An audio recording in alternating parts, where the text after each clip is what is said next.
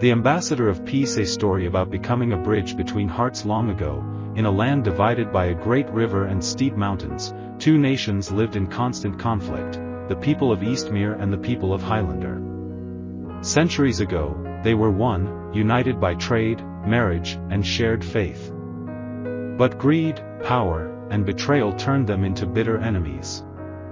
Stories of hatred were passed from generation to generation, and even the youngest children were raised to fear and resent the other side. Nestled on the border of these two lands lay a small village called Briarhold, where a young boy named Elias was born. His father was from Eastmere, a wealthy land of merchants and scholars. His mother, from Highlander, a proud mountain tribe known for their resilience and strength.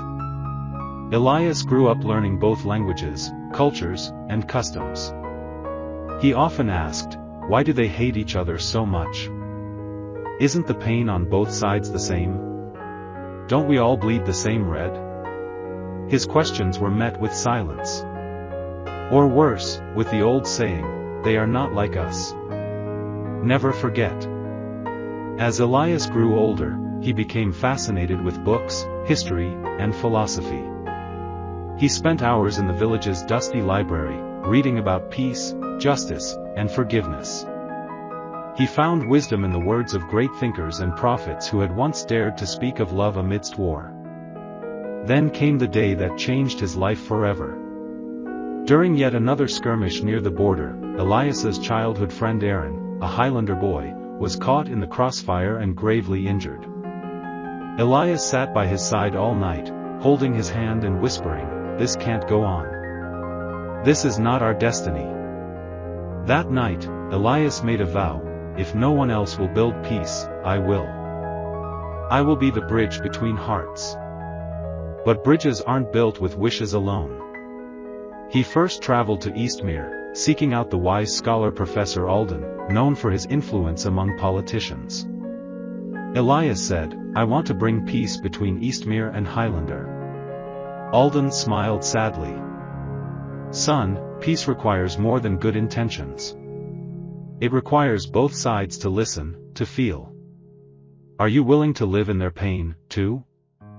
Elias nodded. "I already do." He then journeyed to Highlander's snowy highlands, working alongside shepherds, breaking bread with families, and sharing stories not of war, but of hope. At first, they distrusted him. His father's people were the enemy. But he showed them love. He taught their children, helped mend broken roofs, and listened without judgment. Over months and years, Elias became a quiet voice of change. He opened heart schools in both nations, where children of both sides studied together. They learned not just math and reading, but empathy, truth, and the power of dialogue. Some mocked him. Others tried to silence him. But slowly, his message spread. One day, he invited leaders from both nations to a neutral meadow for a peace gathering. No flags. No weapons. Just people. Standing before them, Elias said, "We have fought for land, pride, and history. But in doing so, we have buried our children, our joy, and our future. I do not ask you to forget, but I beg you to forgive. Not because they deserve it, but because you deserve peace." There was silence.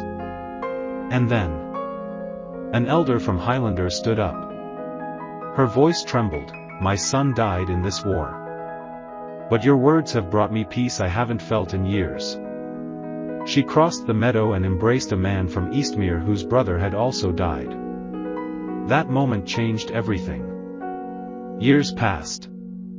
Peace took root. Elias never sought power, titles, or fame. But his name became known across the lands, not as a conqueror, but as the ambassador of peace. Statues weren't built with swords, but with open hands. Schools, libraries, and parks bore his name. Each year, on the day of his birth, both nations celebrated Day of the Heart. On that day, no political speeches were made. Instead, children sang songs of unity, elders told stories of peace, and strangers became friends.